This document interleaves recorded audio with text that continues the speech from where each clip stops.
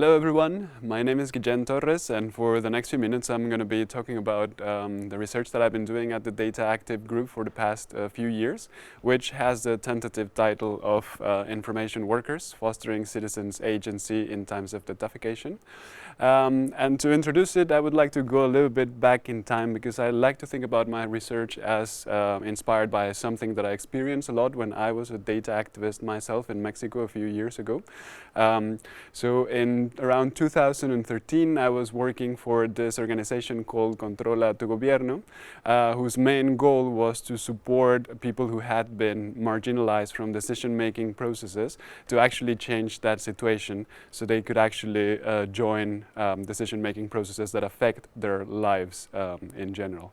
So what we did was mostly gathering information, public sector information and public and open data, that was connected to a particular problem that the community was suffering, and then try to use that information to foster their engagement with authorities and help them join decision-making processes of things that affected them. So, for example, if there was a mine that was polluting a river, we would work with the community to request information, official information from the state, to find out whether the mine had the right concessions or the right permits, or what type of environmental impact assessments the local government had done to secure that the mine was not over-polluting or not affecting the lives of the communities.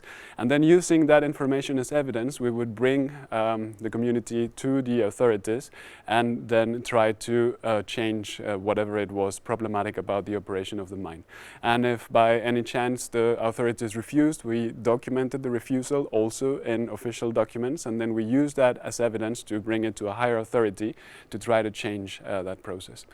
So my work in that organization consisted mainly of filing information requests using the Mexican Freedom of Information Act. And what was happening very often is that I got a lot of those requests denied by the authorities, or that they would provide information that was incomplete, or that it was low quality, or they would try to, for example, charge us enormous sums of money to actually get the information, because rather than send it in a digital file, they wanted to print it, and it was thousands of pages. So I started to feel that this resistance of the authorities to provide citizens with information was an interesting object of study. So I decided that this is what I wanted to approach with my doctoral research, and this is what I came to do to the DataCTIVE project. But of course, when I started doing broader research on how this process was actually quite widespread, because it was not only in Mexico and in Latin America, but I found instances of this, what I call institutional resistance, also in the US, for example, in different countries of Europe. What I realized that is that this phenomenon was encompassed by a wider thing, and that wider thing is datafication. So there are many ways of defining datafication, and this is a little bit beyond the point of my talk, but what I can actually say, or just give a preliminary definition, is that I am referring to the datafication of the public sector, which consists in a widespread conviction that it is data that should legitimize and foster the political actions of citizens. So in my research project, what I look at is, what I try to do is to answer something that looks like this question: how do marginalized people act politically in the current context of datafication? And of course, I'm not focusing on like the entire world. I'm just focusing on how that happens in Latin America, and more specifically in Mexico. And to set out the context, I would like to appropriate something that one of my informants said once, which is that we are currently living in time, or in a context of political hegemony of data. That means that there is an increased expectation that if we want to understand and act upon the world, it should actually be through data gathering, or data producing, or data processing, or data communicating. And if citizens want to make rights claim, it should be it should be actually through the basis of data tinkering. So this basically means that if you want to be politically active, there is increasingly a higher expectation that you do so by processing data and gathering data. And my interest, building upon the work that I did in the NGO that I was working for in Mexico, was to figure out how marginalized communities are coping with this demand, because it is not so easy for everybody to be politically active through data. And this is exactly what I approach on my thesis. It is structured in 4 different chapters. Each of them dives into a specific part of what it's like to be a data activist and use information to be politically active. And what I discovered is that first, communities are using, marginalized communities are actually using data to make sense of the state, so to understand why the state acts in certain ways and to try to join the decision-making processes through which the state affects the lives of local communities. And I frame that as an instance of data care. I'm going to go very quickly over each of the chapters, and then I'm going to dive deeper into what I say in each of them. Then the second chapter is focused on this idea of institutional resistance, which refers to this experience I had before of constantly having to battle institutions to get the information that we needed. And then the third chapter is about how communities use data and public sector information to sort of trace all the components that are needed to bring about state action. So if the state wants to intervene in the world and, I don't know, build a piece of infrastructure or implement a public policy, that is not only institutions acting on their own, but it's actually a chain of association that involves a lot of regulations, laws, technologies, actual people, also the environment. So what grassroots activists do is that they trace the connections between all of these elements, and by making them visible, they try to make them also more controllable.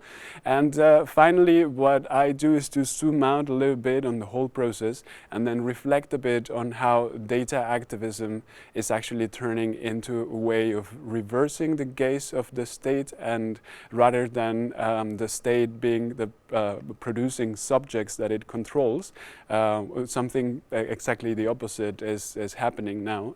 Citizens are actually, through data analysis and processing, are producing institutions that are also controllable. So just to dive a little bit more into each of the chapters, the first one is called Data Care, Making Sense of the State Through Public Sector Information and Open Data. And in this chapter, what I do is, well, I start by saying, like, yeah, most of the political action of marginalized communities is not because they really have a passion for being politically active. I mean, that happens, but it's not often the case.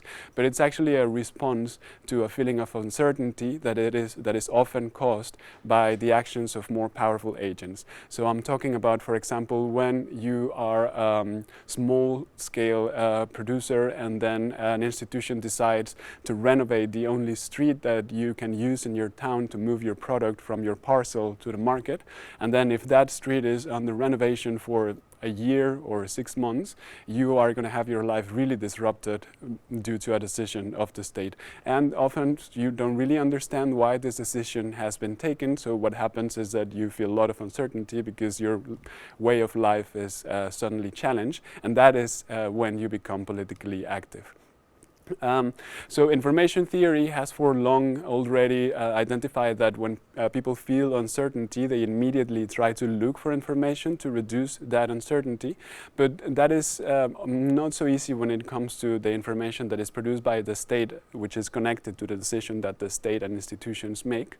So what I discovered is that most people need to actually have some informational support from experts who can identify what the relevant information is to help them to understand the actions of the state. So I highlight the role of data intermediaries that help organize communities to reduce the uncertainty that they feel by collecting, analyzing, and sometimes even producing their own data. And what I say in this chapter is that these practices of data tinkering or data work actually look a lot like social work if we understand social work as a series of practices or a profession that tries to promote social change and development and social cohesion and in general the empowerment and liberation of the people. So since these data practices look a lot like social work, I portray them as information work, and that's where the title of my thesis comes from. And I close that chapter by saying that information work is actually a form of caring through data, defining care as things we do to live in the world as best as possible.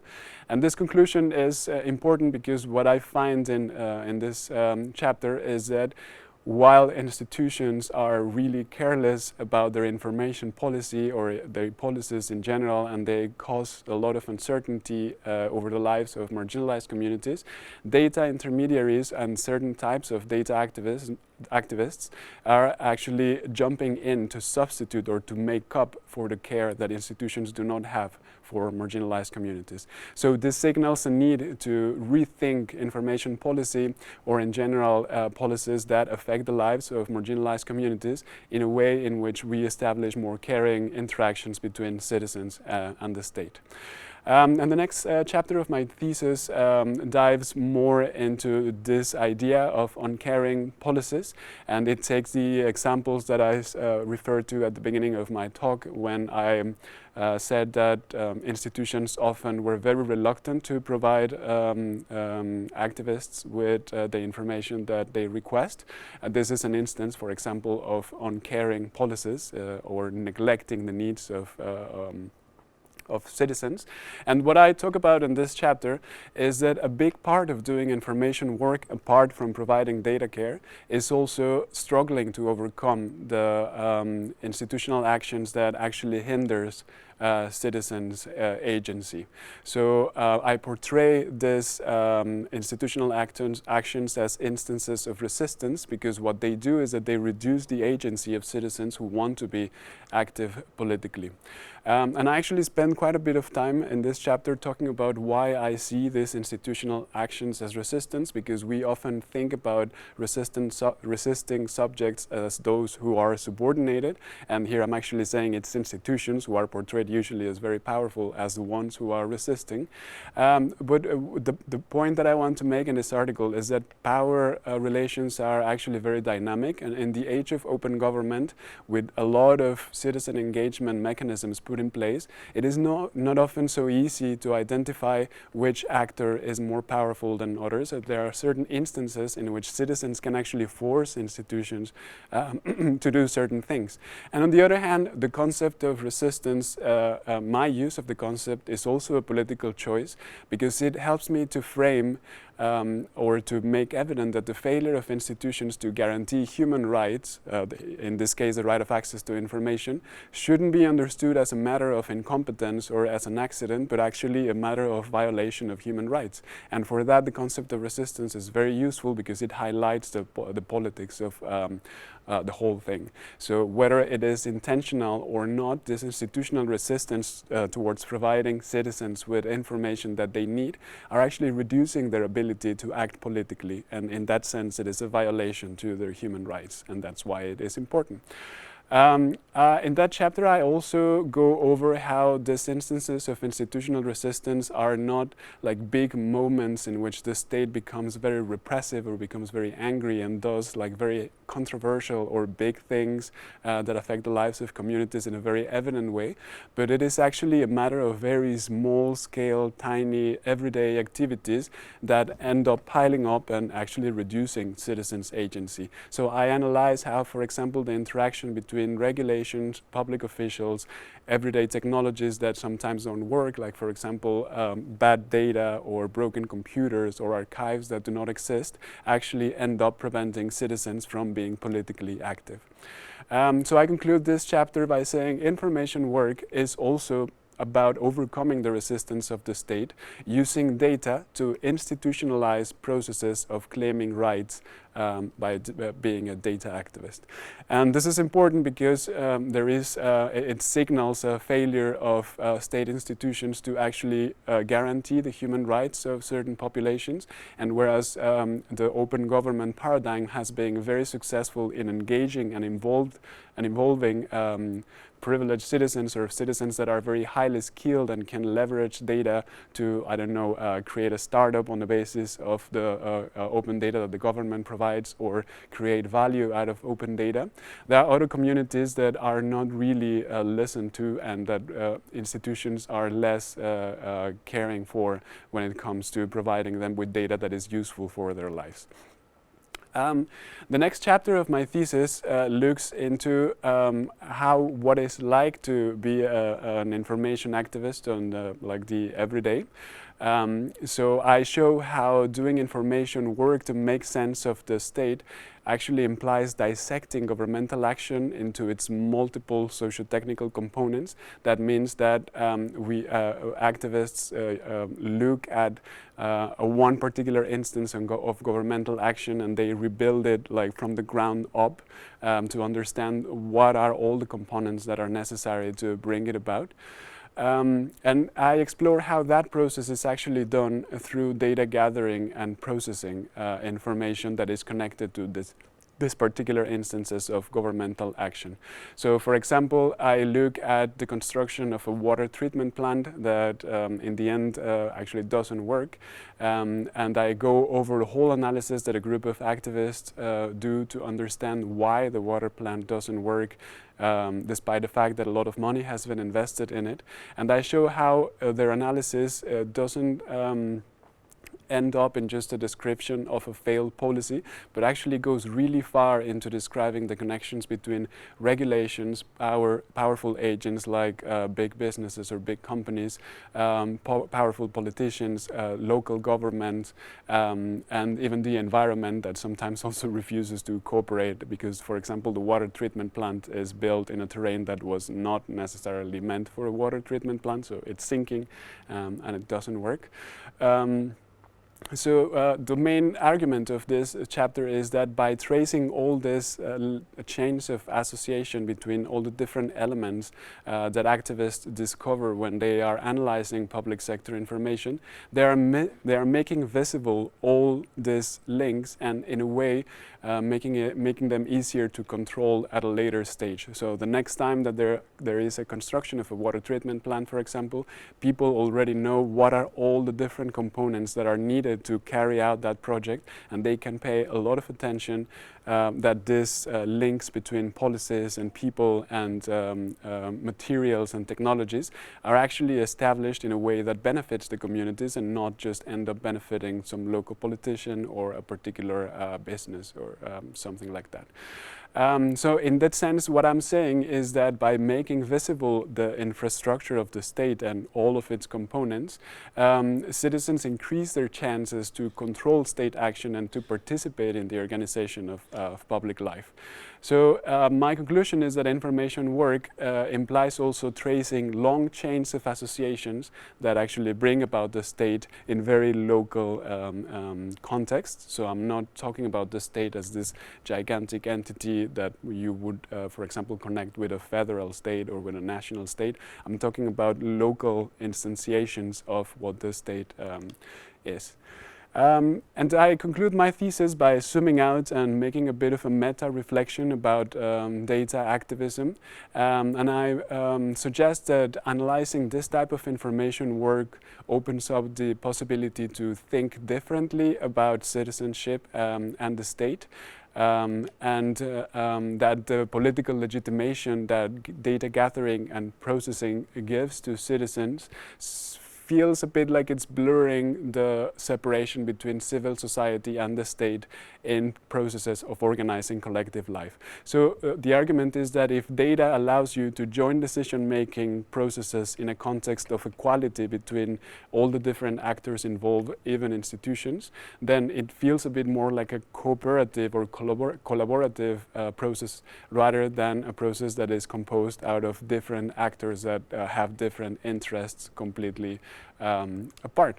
So my conclusion is that data improves citizens' ability to make the state legible, and that is a project that actually feels a bit like it reverses the way in which we usually think of the state as an institution that mostly makes citizens legible.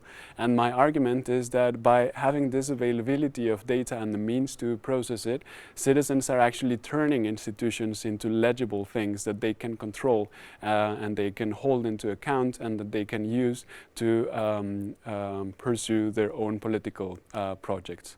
So I finish by saying information work implies actually reversing the gaze of the state. So rather than focusing on how institutions produce subjects, we can see how subjects may also shape and control institutions. And this is important because it creates a different way of thinking about political participation. And it just by thinking about it differently, perhaps we can open the possibility to have a more engaging citizenship to a certain extent. So thank you for your attention. That was it. My name is Guillén Torres. You can reach out to me through my email or on Twitter. So till the next time.